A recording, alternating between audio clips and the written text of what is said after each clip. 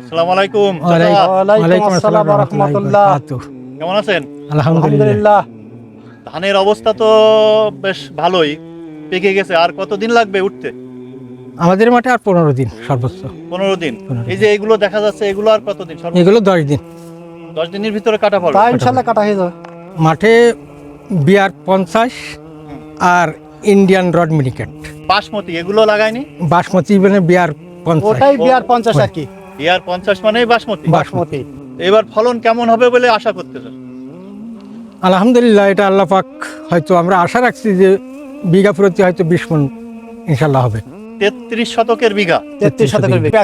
দুর্যোগ যদি না হয়, আল্লাহ ভরসা। আমাদের এখানে নিচু জায়গায় এই যে পাশেই যে বিল দেখা যাচ্ছে, হ্যাঁ হ্যাঁ এই নিচু জায়গার ধান যা উঠেছে হ্যাঁ। 1030 টাকার বেশি বিক্রি হচ্ছে না মন মণ। মোট সরকারি যে দাম শুনছিলাম তার থেকে তো অনেক কম। অনেক কম। এবার ধানে বিঘা প্রতি খরচ কেমন? মনে চাষ করেন সার কাটা ঝাড়া দিয়ে এমনি মানে ফসল তোলা পর্যন্ত বিঘা প্রতি 20,000 টাকা খরচ। 20,000। 20,000 তার মানে আপনার জমি চাষ থেকে শুরু করে একেবারে জমির নিড়ানো, সার দিয়া সার্বিক খরচ এক বিঘায়। এক এক বিঘায়। বিঘায় বিঘা প্রতি এই সেচ খরচ কেমন বিঘা প্রতি? এখানে সর্বোচ্চ 2,000 টাকা 2000 টাকা বিঘা। সেচে সেচে, মানে ডিপ টয়েলে ডিপ টিউবওয়েলে। আর শ্যালো? স্যালোয় 3,000। 3000 কমপক্ষে। আর ডিজেল চালিত যে ইঞ্জিনগুলো, হ্যাঁ হ্যাঁ। ডিজেল চালিত প্রায় 5,500-6,000। তাহলে তো আপনার এই যে যেটা বললেন যে 20,000 টাকা বিঘায় খরচ, এটা হচ্ছে এই ডিপ টয়েলের। ডিপ টয়েলের টয়েলে খরচ। ডিপ টয়েলের খরচ। তাহলে যারা শ্যালো বা ডিজেল ইঞ্জিনে এই চাষটা করতেছে এদের খরচ তো মনে হয় আরো বেশি। আরো বেশি, অনেক বেশি হয়ে যাবে। ওদের আরো 4-5 হাজার টাকা বেশি হবে। 1400 টাকা মন যদি দেয়, তাহলে বিঘায় যদি 20 মন ধান হয়, তখন হয়তো চাষি কিছুটা চাষি লভ্যাংশ লভ্যাংশ আশা করা দেখতে যায়। পারবে। এটা শুধু এখন না, এই যে বিগত যে আমন সিজন গেছে এখনো পর্যন্ত সেই ধানগুলো 1030 টাকার উপরে বিক্রি হয়নি। বিক্রি হচ্ছে না। করে হলো পুরনো ধান। পুরনো ধান অনেকেরই রয়েছে, 1030 টাকার বেশি বিক্রি হচ্ছে না। চাষির জন্য একটা দুর্বিষহ অবস্থা। দুঃসংবাদ, হুম। ভালো সংবাদ না। না। এবার কি পানিতে কোনো ট্রাবল হয়েছে কেমন? না, পানিতে আমাদের মাটির ট্রাবল হয়নি। আচ্ছা, সারে কোনো সমস্যা? সারের সমস্যা আছে। কি? সারের সমস্যা আছে এই যে সার তো সরকার ডিলারের মাধ্যমে দেয়। হুম। তো ডিলারের কাছ থেকে সার কিনতে গেলে একজন চাষির যে যোগান, এই যোগান পরিমাণ সার ডিলার দেয় না। অর্ধেক সরকারি রেটে দেয়, অর্ধেক বাইরের থেকে কিনতে হয়, বাইরের দোকান থেকে কিনতে হয়। তো যখন সরকারি রেটে এক বস্তা টিএসপির দাম আছে 1350 টাকা, হুম।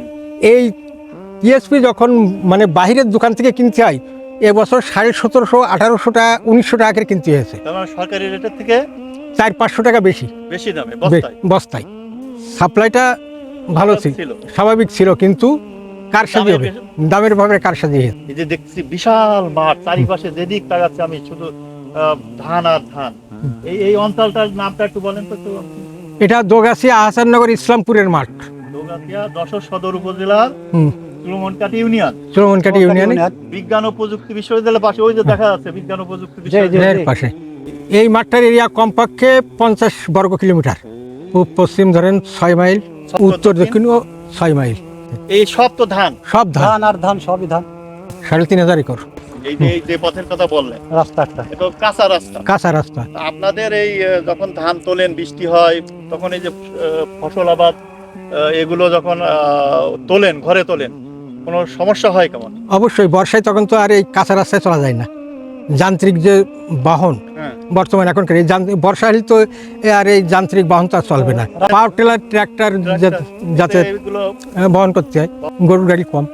বিশেষ করে সরকার মহোদয়ের দৃষ্টি আকর্ষণ করছে এই যে আমাদের এত বড় এই মাঠে মাত্র 2টা রাস্তা, কাঁচা রাস্তা, যেটা আমবরতলার থেকে নলডাঙ্গা পর্যন্ত। এই রাস্তাটা তৈরি হয়েছে 1970 সালে। এই পর্যন্ত কোনো মেরামত করা হয়নি, একই অবস্থায় আছে, কাঁচা অবস্থায়। আর যে রাস্তাটা দোগাছিয়া বিশ্বাসপাড়া জামে মসজিদ থেকে সরিষারকাঠি পর্যন্ত, এই রাস্তাটার দৈর্ঘ্য 7.5 কিলোমিটার। তো এই রাস্তাটা মানে নির্মাণ করা হয়েছে 1981 সালে ওইটা। তো এখন এই রাস্তায় আজও পর্যন্ত কোনো সংস্কার হয়নি, বা তার অনেক জায়গায় কালভার্টগুলো ভেঙে মানে মরণ ফাঁদে পরিণত হয়েছে। কৃষকদের দাবি যে যুগ উপযোগী যেন আমাদের একটু পাকা রাস্তা পাকা রাস্তার ব্যবস্থা হয়, ফসল আনা নেওয়া বহনের জন্য সুবিধা হবে। যেহেতু আমাদের পাশেই বিজ্ঞান প্রযুক্তি ইউনিভার্সিটি, অথচ তার পাশে আমরা এত প্রত্যন্ত এলাকায় পড়ে আছি, অবহেলিত আমরা। অবহেলিত অবস্থায় পড়ে আছি।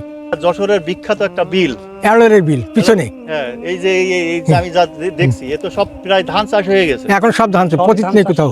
ওর পাশে ওই যে ইসলামপুরি পাশে আছে, ওখানে ছোট বিল, ছোট বলে, বিল বলে সেটা পুরো ধান ধান।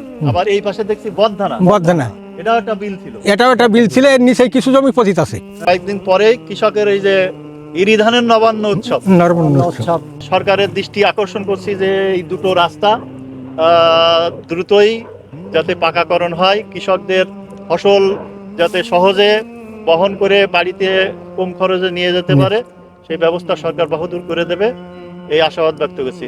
আপনি কয় বিঘে ধান করেছেন? আমি 5 বিঘে ধান করেছি। কি কি ধান?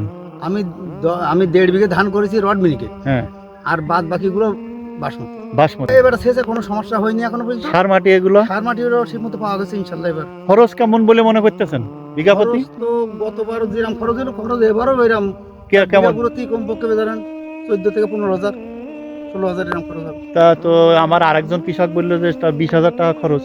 20,000 টাকা ধরেন আমার আবার নিজেরা শ্রম দিছি অনেক।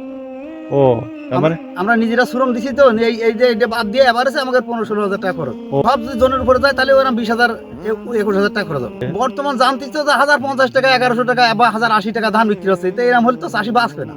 সর্বোচ্চ আমাদের যদি বাসমতি ধান 1500 থেকে 1600 টাকা, গতবারে যেরকম 1700 বেছিলাম হ্যাঁ। ওটার সময়, হ্যাঁ, এবার যদি এরকম বাসমতি ধান 1700 আর এই রড মিনিকেট যদি আপনার 1400-1300 এরকম বেচতে পারি, তো হয়তো কৃষক এবারে বাঁচবে, এটা আমরা আশা করি।